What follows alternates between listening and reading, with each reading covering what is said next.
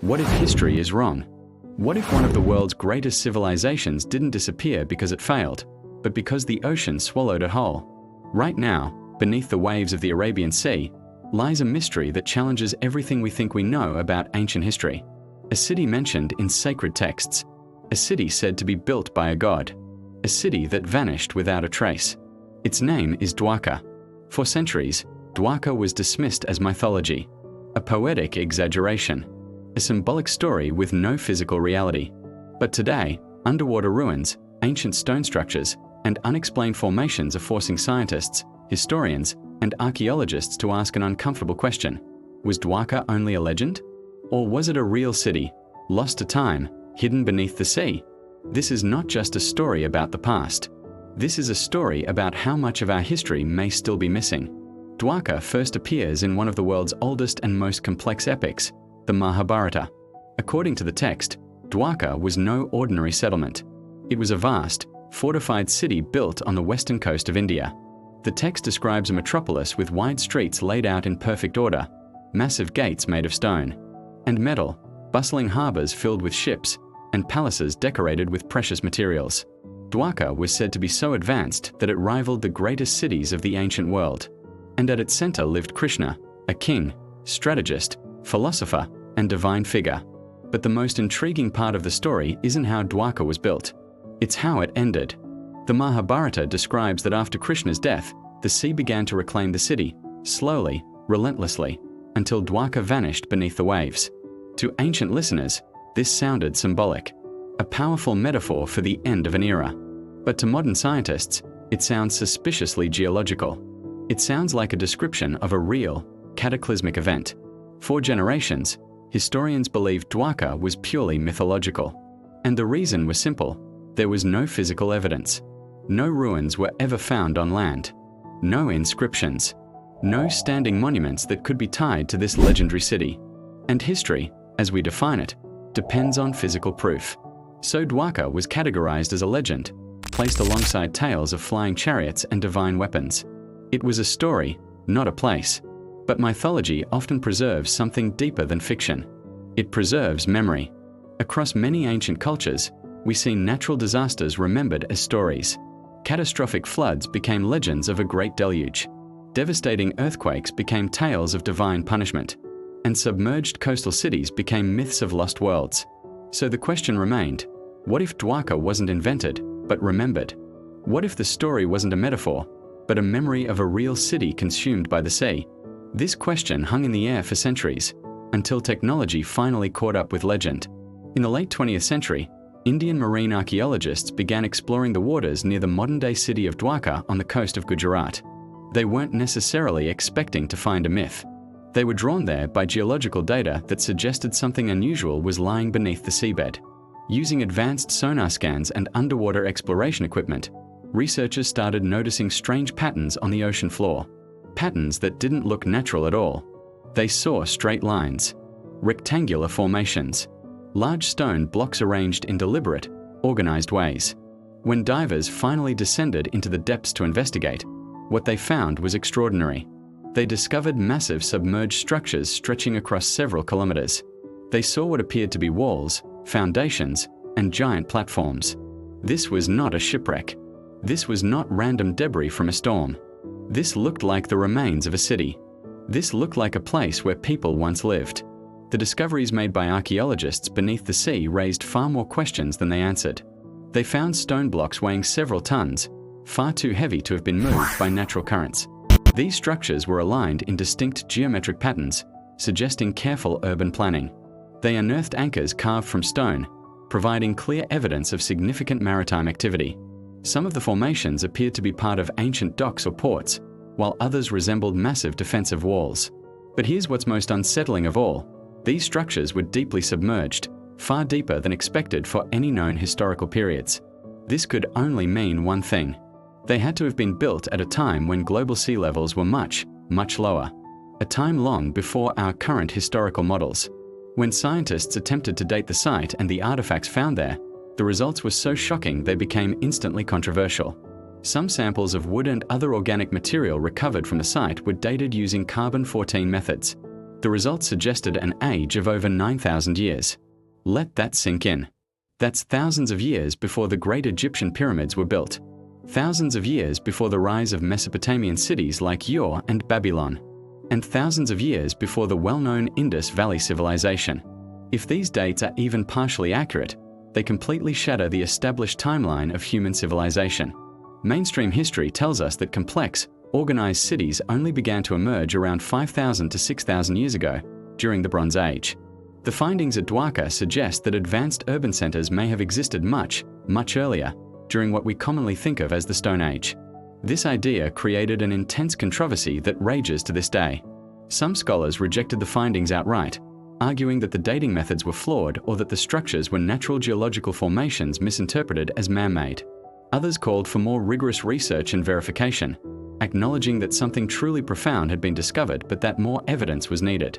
But no matter the debate, the evidence itself refused to disappear. The underwater city, whatever its true age, was real. Today, the Gulf of Cambay, where these ruins lie, is a site of immense scientific and historical importance. Researchers are using 3D sonar mapping to create detailed models of the entire submerged area. These new images reveal a complex grid of what appear to be streets, city blocks, and even a drainage system, all buried under layers of sediment. The scale of the site is staggering, far larger than any prehistoric city ever discovered. So, what does this all mean? If a city like Dwarka existed 9,000 years ago, it forces us to rewrite our understanding of the past. It suggests that human civilization is far older and more complex than we've been taught. It hints at the possibility of a lost chapter in our history, a period of advanced societies that were wiped out by cataclysmic climate change at the end of the last ice age, when melting glacier caused sea levels to rise dramatically all over the world. Could the story of Dwarka be the last surviving memory of one of these lost civilizations? A memory preserved for millennia through oral tradition and eventually written down in the Mahabharata. It's a tantalizing possibility. The mystery of Dwarka is more than just an archaeological puzzle. It's a challenge to our perception of myth, history, and the very timeline of humanity. It teaches us that sometimes the most profound truths are not buried in the ground, but hidden in plain sight, within the stories we've told ourselves for thousands of years. The ocean still holds its secrets, but with each new discovery, the line between legend and reality continues to blur. What do you think? Is Dwarka a myth, or is it a window into a forgotten past? Could the legendary city of Dwarka, described in ancient Hindu texts, actually be real? For decades, it was dismissed as pure myth, a fantastical tale of a golden city built by a god. But what if the myth holds a kernel of truth? What if, buried beneath the waves of the Arabian Sea, lies the proof that our history books are missing entire chapters? In the year 2000, something incredible was discovered off the coast of modern-day Dwarka in India. Marine archaeologists, conducting a survey of pollution, stumbled upon a massive underwater complex. They found stone structures, grid-like layouts, and artifacts stretching for miles, all buried nearly 130 feet below the surface. Carbon dating of dredged artifacts placed them at an astonishing 9,500 years old. If this is correct, it would push back the timeline of urban civilization by more than 5,000 years, completely rewriting what we thought we knew about the ancient world. Critics were quick to argue that these structures could be natural formations. After all, nature can be deceptive, carving out strange and geometric shapes over millennia. But there's a big problem with that explanation. Natural formations don't typically create perfect right angles, consistent street layouts, and repetitive architectural patterns. And they certainly don't match ancient descriptions with such eerie precision. Let's look at the Mahabharata, one of India's foundational epics. It describes Lord Krishna's city, Dwarka, as a grand, fortified coastal city, built near the sea and protected by high walls. The text explicitly states that after Krishna's departure from the world, the city was reclaimed by the ocean, submerged by rising waters. The discovery in the Gulf of Cambay mirrors this account almost perfectly. A vast, planned city, now underwater. This is where modern science and ancient mythology collide in a spectacular way. Geology confirms that sea levels rose dramatically after the last ice age, which ended around 11,700 years ago. As the massive glacier melted, coastal settlements all around the world were swallowed by the ocean. Entire landscapes, once home to thriving communities, disappeared beneath the waves. The story of Dwarka aligns far too well with this scientific reality to be dismissed as mere coincidence. Ancient texts didn't have the language of science. Their authors didn't talk about tectonic shifts or post-glacial sea level rise. Instead, they used the language they had: stories, symbols, gods, and epics. But what if, beneath the layers of mythological storytelling, lie the echoes of real, catastrophic events? What if these legends are a form of collective memory, encoding actual history in a narrative form that could be passed down through generations? Dwarka might not be proof of divine intervention or a city built by a god in a single day, but it could very well be proof that ancient people witnessed massive, world-altering environmental change, and they recorded it, not as scientific data, but as a powerful, unforgettable legend. And Dwarka is not alone. All around the world, we find similar legends of sunken cities, whispers of civilizations lost to the sea.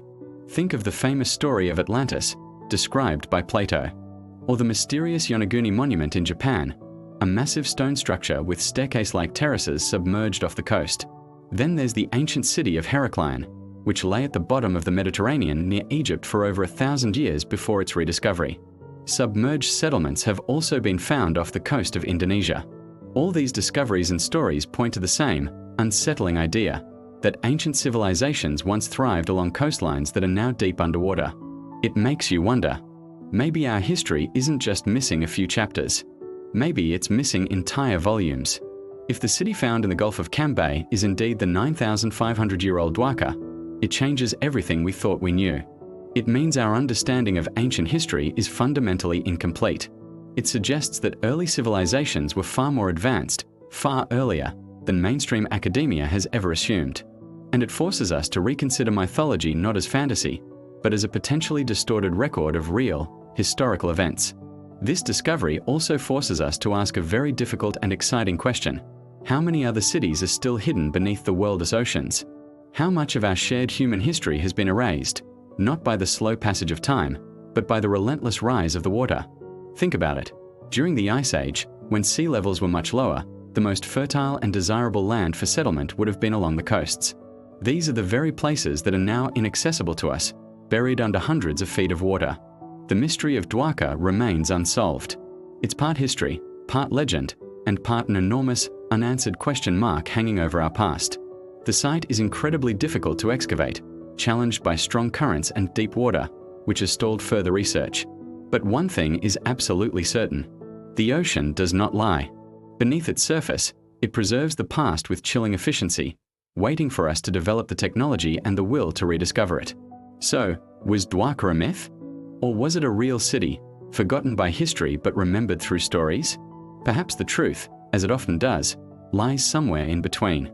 A real city, whose story was embellished over thousands of years into an epic tale. And perhaps, we have only just begun to look for the true origins of our own story. The secrets of our lost ancestors may not be found in dusty libraries, but in the dark, silent depths of the sea. Thank you so much for watching. If this journey into our hidden past fascinated you, make sure to like this video and subscribe to our channel for more deep dives into the world's greatest mysteries. We'd love to hear your thoughts in the comments below. Do you think Dwarka is real? Let's discuss. See you next time.